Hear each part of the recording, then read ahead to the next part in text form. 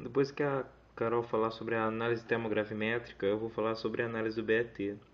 Aqui esses quadrados pretos são as fotos que eu ainda não coloquei no slide aqui, mas eu vou colocar mais tarde agora.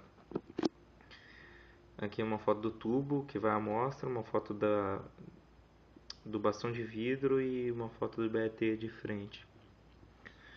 Tá? A segunda análise que nós fizemos no nosso trabalho com as quatro amostras foi a análise do BET, para calcular a área superficial da amostra e o tamanho dos poros. Inicialmente a gente tara a balança com a massa desse tubo, insere a amostra nele e faz a primeira pesagem. A gente vai ter assim a massa da amostra. Nessa massa ainda contém traços de umidade e de alguns solventes, que a gente vai precisar eliminar antes de fazer a análise do BET. Depois disso, a gente insere esse bastão dentro do tubo. Para quê? Para diminuir o volume do tubo, sendo assim necessário menor quantidade de gases na análise. A gente pesa esse novo conjunto e a gente obtém a massa do conjunto. Depois disso, a gente vai fazer o pré-tratamento para secagem dessa amostra. A gente insere o tubo aqui no BAT e inicia o aquecimento e o vácuo.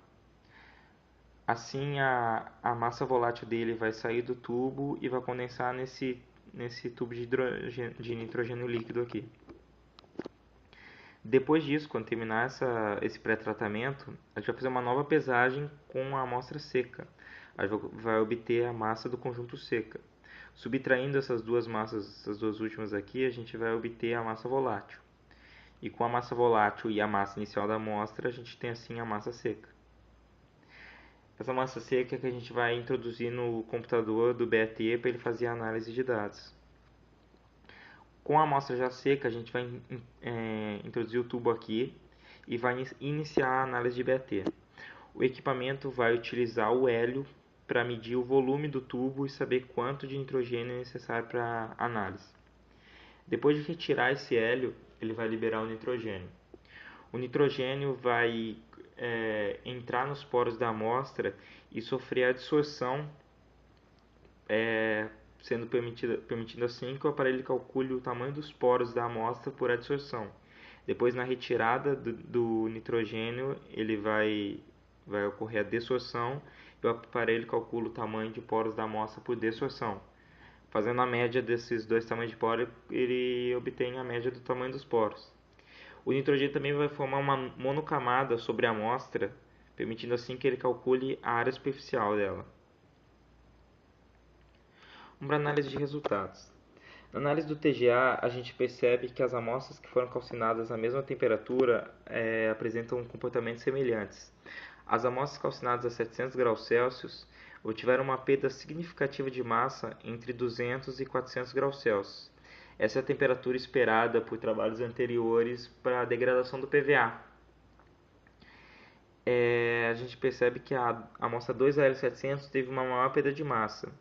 Isso pode ser explicado por ela ter ficado um dia menos na estufa, ela apresentava maior quantidade de orgânicos a serem degradados.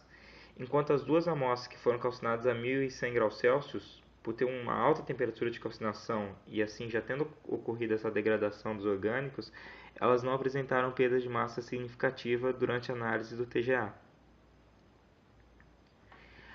Essa tabela aqui mostra a análise do BAT.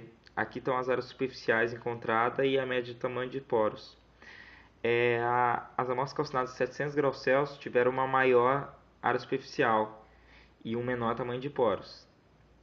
A maior área superficial delas é a 2L700. Aqui teve maior degradação durante a termogravimetria. Por esse gráfico aqui a gente percebe claramente a relação entre a perda de massa sofrida no TGA e a área superficial encontrada no BAT. As amostras que obtiveram grande perda de massa tiveram uma grande área superficial e as com pequena perda de massa apresentaram uma pequena área superficial. Isso nos permite deduzir que quanto maior a perda de massa sofrendo TGA, vai obter uma maior área superficial no BAT.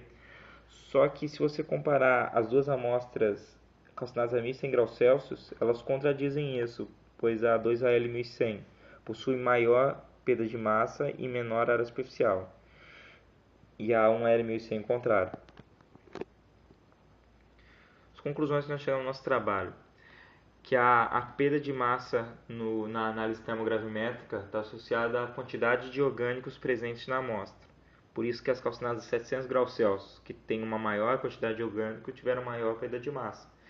E também a 2AL700 comparada com a 1AL700 obteve maior perda por ela ter passado um dia menos na estufa, ter secado menos. Na análise superficial, na análise do BET, a gente obteve que as calcinadas a 700 graus Celsius tiveram uma maior área superficial. Isso implica no quê? Um menor tamanho de partícula. A gente também pode reparar a correlação entre a perda de massa do TGA e a área superficial encontrada no BET.